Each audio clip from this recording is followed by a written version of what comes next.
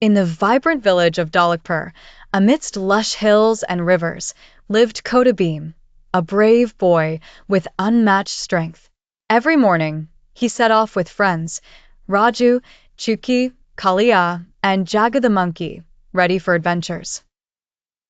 Dholakpur was peaceful but often faced challenges from mystical creatures in nearby forests. One day, the king's crown gem vanished, worrying villagers. The king summoned Beam to solve the mystery. Beam and his friends hurried to the palace, greeted by the anxious king.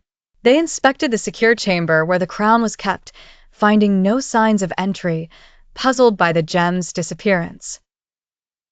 Jago spotted a sparkle under the carpet, revealing a trail of gem dust leading to a secret passage behind the throne.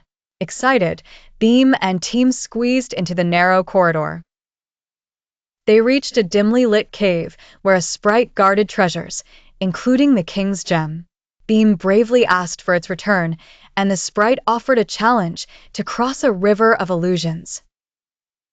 Beam accepted the challenge, crossing the bridge of illusions with his friend's support, remembering the sprite's riddles. The bridge transformed, but Beam's heart was firm, reaching the other side.